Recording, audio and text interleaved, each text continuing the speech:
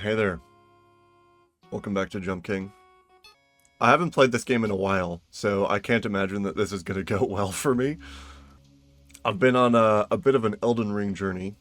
Before before the DLC for Elden Ring dropped, I do have to hold a direction. Yeah, that's not a good start. Before the DLC for Elden Ring dropped, I really wanted to 100% the game. And so I, ended up playing through and beating the game twice to do that, to, get the endings and the bosses that I'd missed and like legendary armament collecting, stuff like that. And I ended up doing that, and then I was like, wait, there's still like a month left until the DLC comes out, and I was like, well now what? So I played Sekiro, and I played through that and beat that. And then there was still like a week left, and I was like, wait a minute. And then like X Defiant came out, and just a lot of stuff's come out recently, and so I wasn't.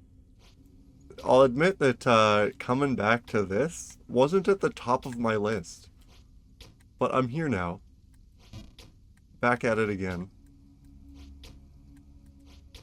the king of jumping, and we'll see how high up I can get. See if I can make it back to the Great Frontier. Oh shit! Can I just jump sideways? Yeah. Okay. Yeah, just have to try to take things one jump at a time. Make my way on up. Don't think too much about what I'm doing. Just make the leaps. At least I'm back at Bargainburg. So, decent session already. I haven't totally lost it. I still remember how to do some of these jumps. I am curious to see how long it'll take me to actually beat this game. In the top left, I'm at 5 hours. Oh, fuck. Oh, fuck. That's fine. If I had to guess based on the progress I've already made and the kind of pace I'm going at, I think I've made it to like 45% like progress or whatever on the map. I'd say that it'll take me like 20. Just if I take it piecemeal like this and just like keep making attempts and figuring out the jumps one jump at a time. Yeah, after Sekiro came out, there was still like a week left, and I was like, well, what the fuck do I do now? And then X Defiant came out. I was like, oh, I can play this. I can grind this. I was playing a bit of that. Still playing Apex. Banger game. Some of the decisions surrounding it are a bit less banger. Apparently, the next like big update next season, they're making a big change to the battle pass, where a lot of battle passes. Oh Jesus Christ! I really gotta shortchange that jump a little bit more. A lot of battle passes have like a system to incentivize you to finish the battle pass, and that system is that other than like all the cool shit like rewards you get or whatever, a lot of them pay themselves off in that if you finish the battle pass, you usually get enough coins to buy the pass for the next season as well. But which is also a thing in Apex. It gives you, I think, like it costs like 1,000 tokens to buy it, and it gives you like 1,300 out of the battle pass if you finish it. So it's like if you play the game enough to finish the battle pass to get all the tokens, and to like you can just kind of keep chaining your first purchase into like more rewards and stuff for game time and playing the game, which feels pretty solid. But with the next update, they're making it so that you can't buy the battle pass with Apex coins anymore. They're making it so that you have to spend, like, it's just a flat transaction purchase where you just have to spend, I think it's like $20, or it might be, I think that's a number off of like 2 battle passes, because I think they're going to do one a split now. And I don't know, I just always hate updates or changes where if I ask, like, I just like ask myself a simple question. I just ask myself, who does this update benefit? Does it benefit the players in any way? And if I can't think of a way that the player base is serviced by this update, if it's just, oh, well, we want to make more money off this product and like, go fuck yourself. It's like, why, why, what's, like, I just can't, it's so fucking hard to wrap my head around. It just seems like, I don't know. Like, obviously they gotta make money, and the casual player base is enough that they're just gonna keep making money. But it just seems really tone deaf in the sense that I feel like a lot of people will just stop. Like, every time you put out an update like this, you permanently damage the goodwill, like any goodwill that you have with like players that update directly affects. And like, even if you revert it, even if you say, oh, like we hear you, the standard fucking robot response, and they change it back, you still know that this is the direction that their dev team wants to go. Like, you still like, that the player's best interests are not at the top of like the dev team's mind. They don't give a shit. It just seems like I don't know how to wrap my head around shit like that. Like, it happened with X Defiant. There was a patch that I just fucking hated because it was like, again, it just felt very tone deaf where they were changing things or like in a way that directly made the game like more annoying to play. And to their credit, to the X Defiant team's credit, they changed that back and reverted it, and the new system is a lot better. But I'll never be able to get it out of my head that that change went through in the first place, when it seems like, with 10 seconds of thought, like just an astronomically bad idea. I had this problem with Halo Infinite when Halo Infinite dropped, where the gameplay from playing the beta and from like messing around and just like everything leading up to Halo Infinite, I was like wow, this game actually feels really good to play. Like, this is actually pretty fun. Like, this, I haven't felt like this playing Halo in like years. Like, I was just having a good time playing the game. But then, like, the closer we got to launch and the more I realized that there was just like features missing and like things that should have been there that weren't, or like things that they'd gotten rid of or like shifted around, I was like, it just killed all that goodwill I felt around the gameplay, because every time I wasn't in a match, I just had to think about how I was getting like bullshitted. Like, anytime a game, like, especially in the case of Infinite, things are a little bit different because it's coming off the back of an existing franchise with games that have already set like a par for what your experience should be. And when you release a game as like a sequel, like, it's not a sequel, it's like the 10th game of the franchise or whatever. When you release a game like that, if you put it out and it has missing features or like worse implementation of features or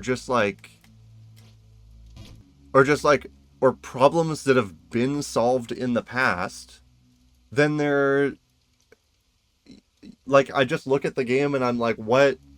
Like, I feel like it's a problem that literally gets solved by like one person on the dev team goes and looks at the old games and says, okay, these are the features that these old games had.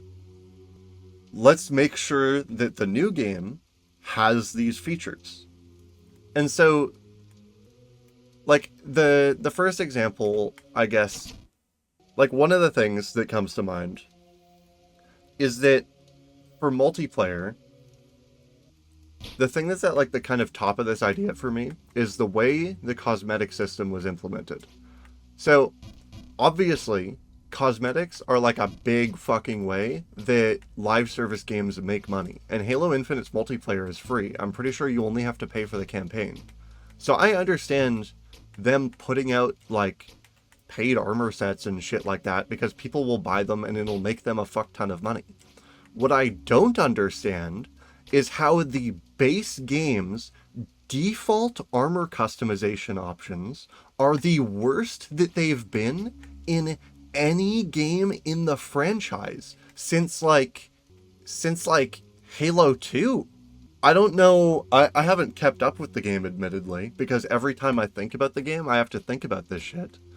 But, like, there was, like, an armor core system, so you couldn't mix and match pieces of different armor sets together, which was something that you've been able to do since Halo 3.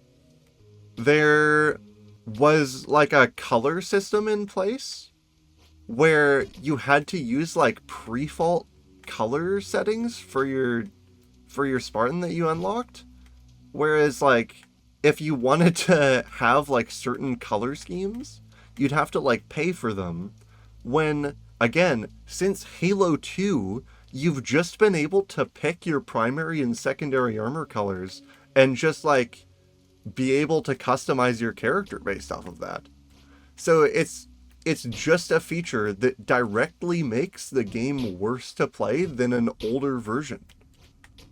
It just seems really crazy to me to be able to launch a game and to just from the main menu until gameplay, it feels like everywhere I look, I just see things that older versions of the game in the franchise did better.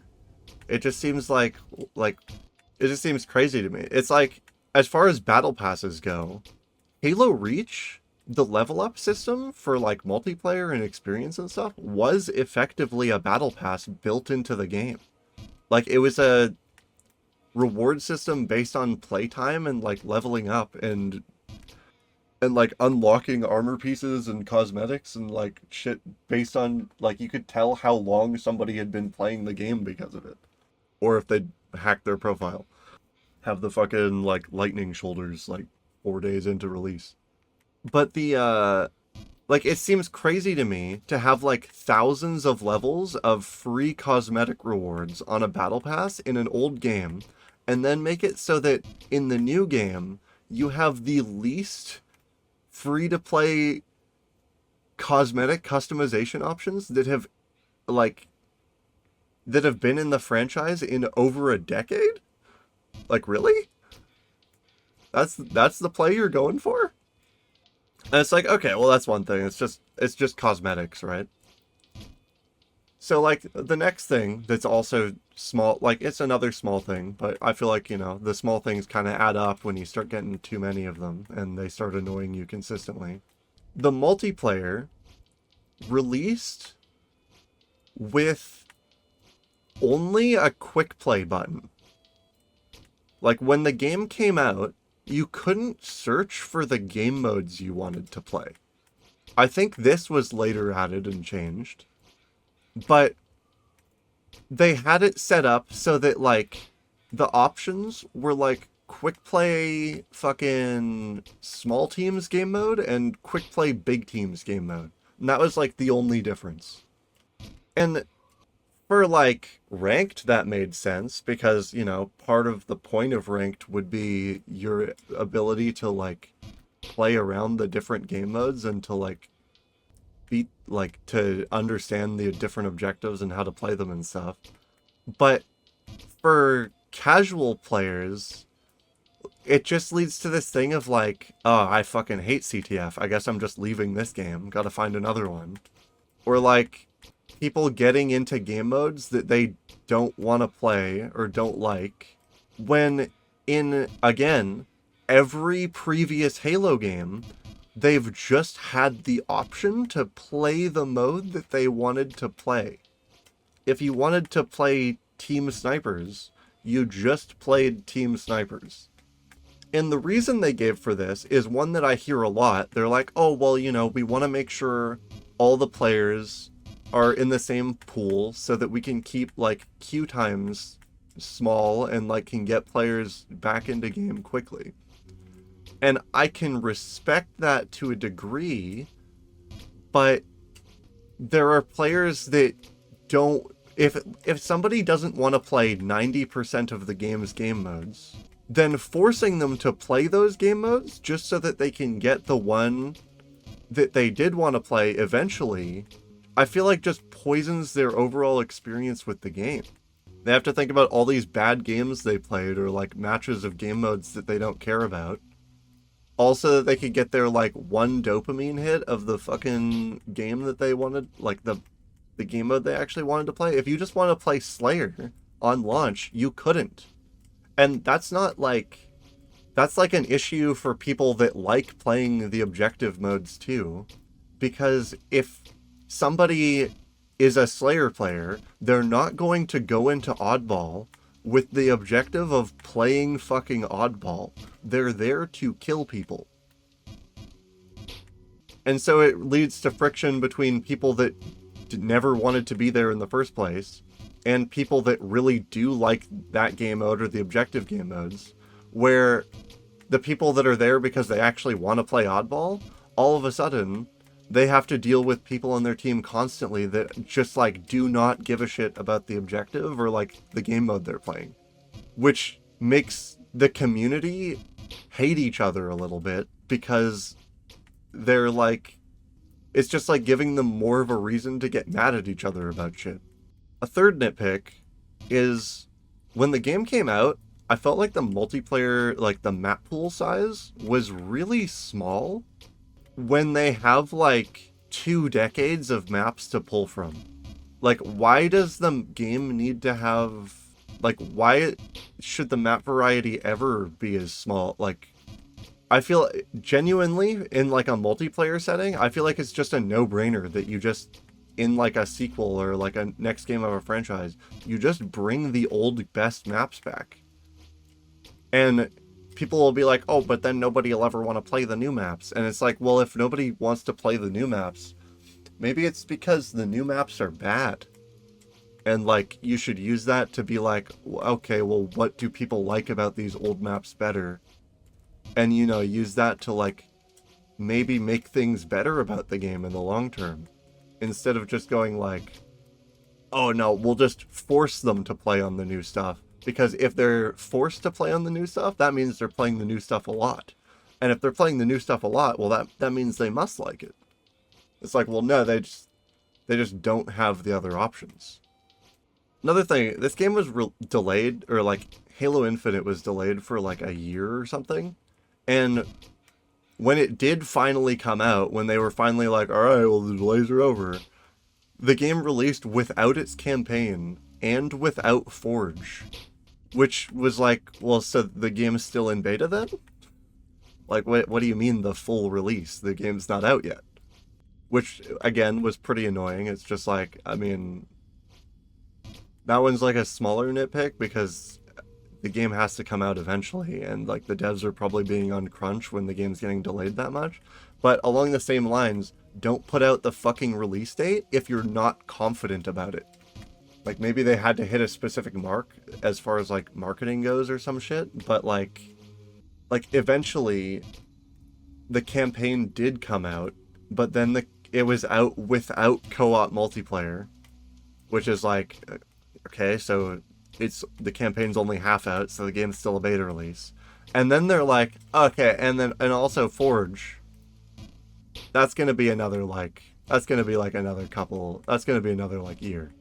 And it's like, okay, so the campaign's out and the multiplayer's out, but there's still like a key promised feature so the game's still in beta like a year after its full release.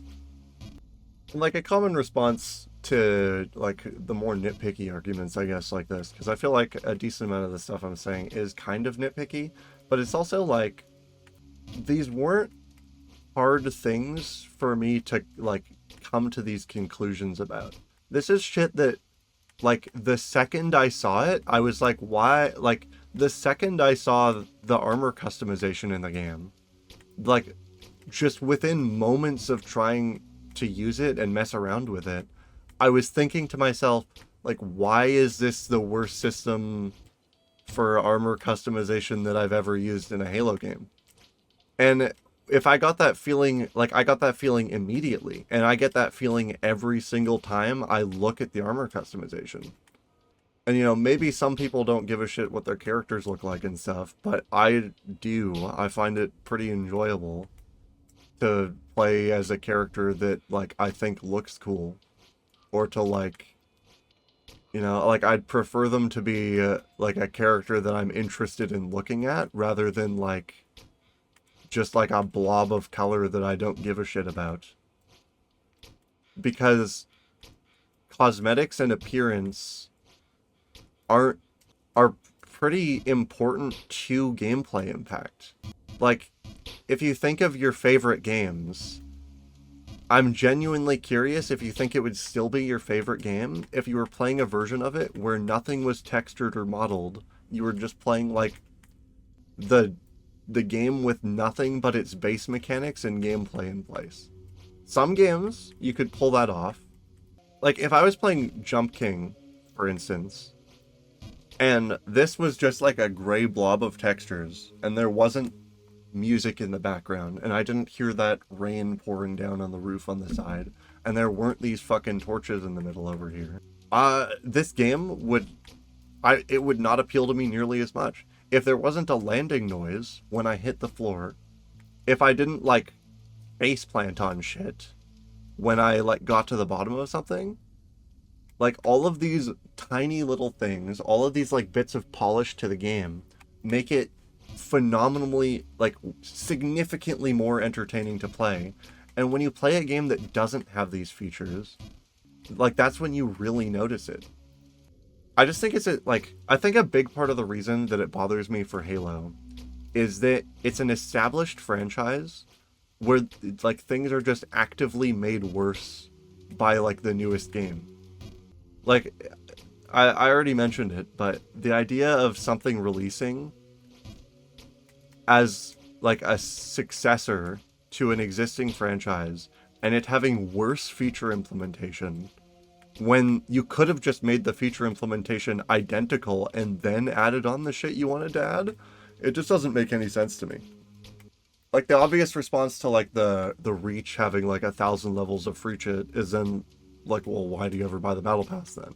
And it's like, well, okay, then maybe don't have a fucking battle pass and just make it so that, like, if you make cool new skins, just make those cosmetic options in the shop. Like, find a different way to monetize. Why does it have to be a fucking battle pass? It's like, oh, well, it has to be a battle pass because if it's not a battle pass, then people would spend less individual time playing the game and then our metrics would go down. And it's like, oh, I see. So it doesn't actually have anything to do with the players or gameplay or making the game good or anything, like, fucking useful. It's, oh, there's, like, a number in a report I gotta fill out. Oh, shit. I stepped off. This could be bad. Like, I get that, at the end of the day, it's not like my opinion on any of this matters. Like, it's, all they've really lost is one player. It just feels really shitty to grow up and watch the things from my childhood get worse as I grow up with them. And I'm like, oh, well, I guess it's, like, just trying to enjoy this. Like, I guess I'll just never be able to get that joy back. Like I said, like, my first impressions of that game were great. Like, it was some of the most fun I'd had playing Halo in like, almost a decade. Like, Halo 4 and 5 had not hit the way that Halo Infinite's gameplay did. But then, the more I played it, the more I started seeing the cracks in everything surrounding that gameplay. And just over time, just that frustration with the other shit just made me I just couldn't care anymore. I'm curious about something. What do Halo Infinite Steam charts look like? So in the last 24 hours, 3,700 people playing it. Halo the Master Chief Collection, which I think is, like, Halos 1, 2, 3, and 4. 5,800 24-hour peak. I don't know, it just feels weird to me that that an old game collection of the franchise is getting more active players than the newest one that's being actively serviced. You know? Just it just seems like a bit of an issue to me. You know, like obviously the game's still doing well enough, I guess, to run, but I don't know. It just seems like all these little things kind of add up into making a much worse game when people in an established franchise can just go play something better. Not even not even a different franchise. They don't even have to leave Halo to go play something better. These aren't people getting converted to a different fucking franchise or idea. These are Halo players going, "Oh, let's just go play Halo but better than the new one." And it's like, what? You literally just take all the good shit from the games and add it to the new game. Like, why? I've been going on for this for a little bit, so I'll try to move on to a different topic here. But like, it just gets stuck in my brain every time I think about it because it just seems so fucking obvious to me. Anyways, that's been my rant on getting annoyed with games coming out and their policies. I think that like part of it that makes things stick out more clearly in my mind is playing like Elden Ring recently. Like when I think of the FromSoft games, when I think of the Souls franchise, it's pretty much the way every game works is they took the last game and they take all the features from it and they go, okay, well, how do we make this game but better? You know, like I didn't play Demon Souls. I didn't play Demon Souls 1 or 2. I've played Dark Souls 3, I've played Bloodborne, I've played Elden Ring, and I've played Sekiro. And from what I've seen, each game takes features from the previous ones, or like takes core mechanics, or takes like big things from it, and then they go, oh, that was really cool, that was really fun. And then they add all of those things back, and then after it's all been added back, they go, okay, well now what do we put on top of it? And maybe the stuff they put on top of it doesn't hit, but if the stuff they put on top doesn't hit, you still have all that old shit you like doing in the new game. Like one of the most annoying things about playing some of the older FromSoft games is when you die to a boss, there's just like an annoyingly long run back to get back to it. And so with Elden Ring, they added the Stakes of Marika, and holy shit, almost no boss in the game was capable of frustrating me anymore, because I just go into another attempt. I don't have to sit there on like a minute-long run back thinking to myself, holy fuck, I'm gonna have to fight this boss again. I'm gonna have to deal with this bullshit. I don't have time to think about that stuff. I'm through the fucking fog wall again. Now the only time a boss frustrates me is if I've walked through the fog wall so many fucking times that I've just naturally had like enough 10-second intervals to think about shit that I get frustrated about it. Shit's wild to me, man. I think on that note, thank you for joining me for my rant about gaming and the games industry. If if you liked what you heard and what you listened to, drop a like on the video. Always makes me feel good to see that number go up. If you want to see me rant about shit while I play fucking Jump King again, I'll probably do this in the future. It's a nice little way to kill time. At least until I beat this game, then it'll have to be something other than Jump King. But for now, subscribe and hit that bell if you want to see more of me. And have a lovely morning, noon, or night. Peace.